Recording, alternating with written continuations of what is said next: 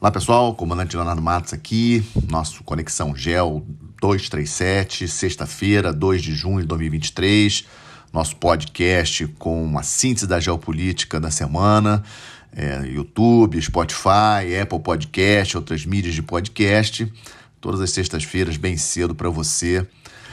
Queria agradecer a sua confiança, queria agradecer os comentários que alguns de vocês fazem gentilmente no YouTube, nas mídias sociais, lá na minha conta do Instagram, Facebook, etc.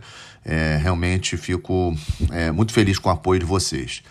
O tema principal dessa semana na geopolítica internacional não poderia deixar de ser, como eu já tinha anunciado no último Conexão Geo, a reunião dos líderes da América do Sul, ocorrida em Brasília na última terça-feira, convocada pelo presidente do Brasil. Como eu já falei em algumas outras ocasiões, o Brasil tem que assumir a liderança regional, não apenas na América do Sul, mas no Atlântico Sul. Como que vai ser exatamente isso? Se a Unasul vai voltar, no caso da América do Sul, se nós vamos conseguir institucionalizar as OPACas, né, Zona de Paz e Cooperação do Atlântico Sul, ainda não sabemos. Essa reunião de terça-feira acabou por não trazendo a volta da Unasul, como alguns esperavam. A declaração final, ela, na minha avaliação, foi muito genérica, foi muito ampla, né? Nem toca no tema Unasul, não trouxe nenhum elemento tipo integração de infraestrutura, integração na área de energia, minerais estratégicos, Amazônia, alimentos, alguma coisa em torno de integração das Forças Armadas, uma maior integração das Forças Armadas, nada. Uma declaração de 9 parágrafos, muito pequena e, na minha opinião, que não trouxe grandes novidades. Falou que vai ser criado um grupo de trabalho entre as chancelarias dos países para ver se consegue, no fundo, para tentar voltar a Unasul, que o nosso presidente defende bastante. O problema dessa reunião de cúpula, na minha avaliação, foi o presidente brasileiro ter dado muitos holofotes para a vinda do presidente da Venezuela.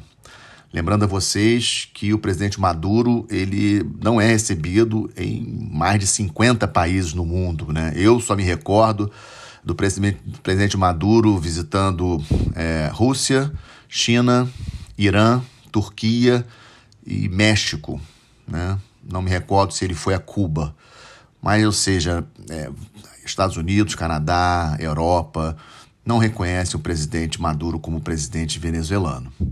Entendo da necessidade de trazer a Venezuela novamente para essa integração regional, o país Venezuela. Entendo também a decisão do governo brasileiro de reatar relações diplomáticas com a Venezuela, reabrirmos nossa embaixada lá em Caracas, lembrando que Estados Unidos tem embaixada em Moscou, né? Rússia tem embaixada nos Estados Unidos, a China tem embaixada nos Estados Unidos. Então, eu acho que relações diplomáticas com a Venezuela, eu não vejo problema nenhum. Eu até sou favorável. Fazemos fronteira física com a Venezuela. Eu acho que a questão de ter uma embaixada lá, eu tenho a embaixada deles aqui, não vejo problema nenhum. Na minha avaliação, o problema foi ter dado destaque ao presidente Maduro antes do início da reunião. O presidente Maduro chegou no domingo à noite, na segunda-feira teve um encontro bilateral com o presidente, e entrevista coletiva. Ou seja, o desgaste da presença do Maduro, pelos holofotes dados à presença do Maduro na segunda-feira, acabaram levando a declarações bastante duras do presidente do Chile, Gabriel Boric, que é um presidente de esquerda, e do presidente do Uruguai, o Luiz Lacalle Pou, que foram claríssimos na terça-feira, acusando a Venezuela de realmente praticar crimes contra a população e ser contra direitos humanos e várias questões. Eu acho que o presidente Maduro poderia até mesmo ter vindo ao Brasil, mas ter vindo de uma maneira um pouco mais discreta, digamos assim, e não com o destaque que teve. Vamos aguardar, vamos ver quais são os próximos passos dessa volta de integração regional. Reafirmo o meu pensamento que nós devemos sim estar coordenados. A América do Sul tem muitas riquezas minerais, riquezas ambientais, energéticas, água, alimentos. Somos uma potência e se nós conseguirmos coordenar as nossas ações, eu acho que melhor para todos, né? Combate aos crimes transnacionais, questões de como tratar problemas como pandemias ou outras doenças. Eu sou favorável a uma integração regional, mas não pode ser uma integração ideológica. Tem que ser geopolítica, tem que ser pensando nos estados, no bem-estar da população, realmente olhando os estados, os países em si, não as pessoas que estão nos respectivos governos. Segundo ponto para vocês, como sempre, atualização do quadro na guerra na Ucrânia.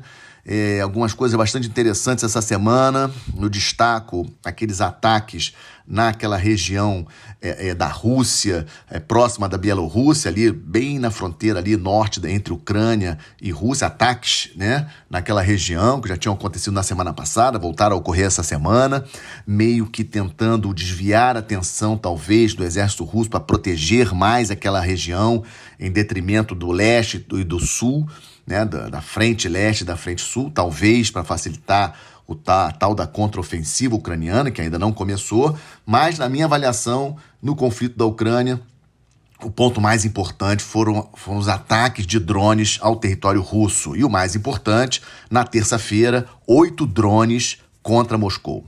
Vejam bem, 8 drones que chegaram, provavelmente lançados, tudo indica, não vejo como ser diferente. 8 drones, a Rússia disse isso, a Ucrânia nega, o governo ucraniano não admite ter feito o ataque, mas não tem como esses drones terem partido de outro lugar na minha avaliação. 8 drones lançados do território ucraniano, percorreram toda a distância da fronteira da Ucrânia até Moscou e chegaram a Moscou. Foram abatidos, não criaram grande destruição, mas eu acho que atingiu o propósito principal, que foi lembrar a população de Moscou, capital da Rússia, principal cidade da Rússia, que o país está em guerra, né? E que, ou seja, tentando, digamos assim, lembro que para o presidente Putin, né, formalmente na Rússia, eles estão numa operação especial. O que está acontecendo na Ucrânia não é guerra contra a Ucrânia, é uma operação especial. Então, aqueles drones ali sobre Moscou, 2 recados. Um, dizendo que eles têm condições de chegar na capital russa também, né? Vocês têm acompanhado os vários ataques que a Rússia tem feito contra a capital Kiev e outras cidades da Ucrânia, e esses 8 drones em Moscou, um sinal para o governo russo de que a Ucrânia também pode atingir a capital russa, e também para despertar na população russa aquela coisa de, olha, estamos incomodando, podemos incomodar muito o seu dia a dia.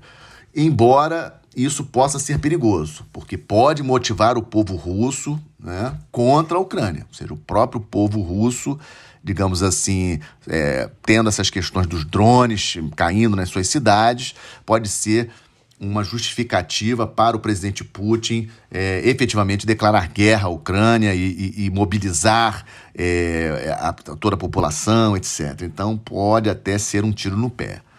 Também essa semana destaco o afundamento, né, do último navio de guerra ucraniano, um navio de transporte de tropas que estava no porto de Odessa, foi afundado essa semana pelas forças russas. Talvez a Rússia aí não apenas querendo zerar qualquer capacidade naval, né, da marinha ucraniana, que já era uma marinha muito pequena, mas principalmente preocupado com possível ação na Crimeia, né? Ou seja, um navio de transporte de tropas, o medo, né, de algum ataque contra a Crimeia. Eu sempre falo, o principal objetivo da Rússia é manter a Crimeia, manter a conquista da Crimeia. Então, o afundamento desse navio ucraniano também foi um ponto muito importante. Bielorrússia confirmou a presença de armas táticas nucleares em seu território, também algo que preocupou. E ontem, quinta-feira, reunião da cúpula da comunidade, dos líderes da comunidade política europeia, um diálogo que foi criado pelo presidente Macron da França no ano passado. O primeiro evento aconteceu na França, em outubro do ano passado, e o segundo agora em Moldova, aquele pequeno país que foi uma república da União Soviética, se declarou independente em 1991, com o fim da União Soviética, e Moldova, um país de aí, 3 milhões de habitantes, colado ali na Ucrânia, Romênia, e que clama aí a entrada na União Europeia o mais rápido possível. Obviamente ficou muito preocupado com a possibilidade da Rússia invadir, até porque a Moldova tem aquela região separatista da Transnistria, a leste do país, uma pequena região, que tem, inclusive, tropas russas nessa região, porque é uma região separatista pró-Rússia. Então, esse evento aconteceu ontem, presença dos chefes de Estado aí, de todos os países da União Europeia, mais 20 países que não são da União Europeia, países europeus que não são da União Europeia, como é o caso do Reino Unido, como é o caso da Suíça, como é o caso da Noruega, estavam presentes no evento, e o presidente Zelensky estava presente também, e falou novamente da vontade da Ucrânia de entrar na União Europeia e de entrar na OTAN. Vamos agora para o Estamos de Olho. Estamos de olho em várias coisas, na verdade, né? Península Coreana, a Coreia do Norte essa semana lançou um foguete para transportar um satélite espião, mas esse foguete teve problemas e ele acabou caindo no mar, mas tocou aí um estresse danado na Coreia do Sul e no Japão mais uma vez. Vocês imaginem a instabilidade na Península Coreana, Coreia do Sul, Japão, com essas coisas toda hora, Coreia do Norte aí arrumando alguma coisa, alguma tensão. Lembrando a vocês que 30 mil militares americanos na Coreia do Sul, 40 mil militares americanos no Japão.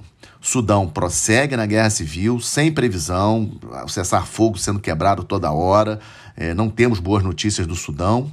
Novidade também da semana, instabilidade no Kosovo. Kosovo, um país que não é reconhecido ainda pela ONU, mas é reconhecido por vários países.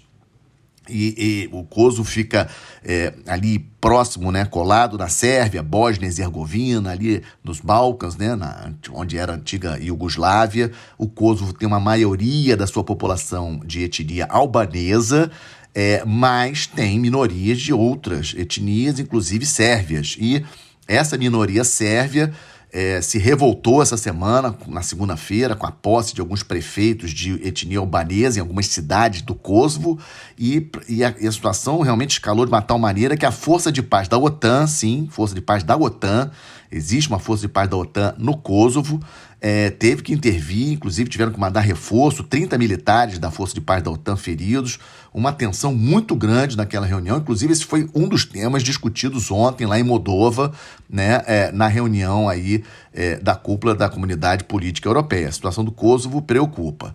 China e Estados Unidos, tensão da semana mais relevante, vocês talvez tenham visto, a questão do avião espião norte-americano, estava sobrevoando o Mar do Sul da China, e um caça chinês se aproximou, digamos, muito, bem próximo, né, da aeronave americana, e causou, né, as imagens no vídeo mostra aí a aeronave americana até balançando um pouco. Obviamente os americanos protestaram, os chineses justificaram que o avião espião americano estava acompanhando o grupo-tarefa do navio aeródromo Fujian, que é o terceiro navio aeródromo chinês, que estava em operações, ali em testes ali no Mar do Sul da China, em treinamento com outros navios chineses. Ou seja, tensões vão para lá, vão para cá, isso aí não vai acabar tão cedo, e é um assunto que eu tenho falado bastante aqui com vocês. Outro tema também muito interessante dessa semana, vamos ficar de olho, o primeiro-ministro da Espanha, o Pedro Sánchez, convocou eleições gerais, antecipou, na verdade, as eleições seriam em dezembro, ele antecipou para 23 de julho as eleições gerais na Espanha. Por quê? Porque no último domingo, o resultado nas eleições municipais na Espanha foi uma catástrofe para o Partido Socialista Espanhol. Então, a direita venceu em várias cidades espanholas e o Pedro Sánchez sentiu que não teria apoio no parlamento com essa situação e convocou eleições. Então, 23 de julho, eleições na Espanha, eleições gerais na Espanha, com muita chance da direita fazer o primeiro-ministro na Espanha. Fechando, como sempre, boas notícias, não queria deixar de passar sem comentar. Na segunda-feira, 75 anos dos Mantenedores da Paz, né? Dia 29 de maio, o dia que se celebra os Mantenedores da Paz. Eu acho que é importante a gente não esquecer isso, o mundo cheio de problemas, né? Eu toda sexta-feira aqui falo com vocês de vários desses problemas. Atualmente a ONU possui 12 missões de paz espalhadas aí em vários lugares, principalmente no continente africano, missões muito complicadas, e o Brasil presente em 8 dessas 12 missões, sendo que nessa história aí de 75 anos de missões de paz da ONU, 55 mil brasileiros já participaram de missões da ONU, e muita gente, sim, foi salva por esses mantenedores. Sei que muita gente critica a ONU, sei que a ONU realmente tem problemas, o Conselho de Segurança da ONU precisa ser reformulado, mas as operações de paz da ONU já salvaram muitas vidas. E fecho, então, nessa sexta-feira, o nosso Conexão GEL 237, com essa homenagem aos mantenedores da paz, né, celebrando esses 75 anos, colocando a vida deles, né, em perigo, em prol do ser humano. Muito obrigado pela atenção de vocês. Se vocês gostaram de mais esse podcast, deixe o seu comentário, deixe o seu ok, o seu like lá no YouTube, compartilhe com seus amigos. Um excelente final de semana, uma boa semana, até a próxima sexta-feira. Muito obrigado.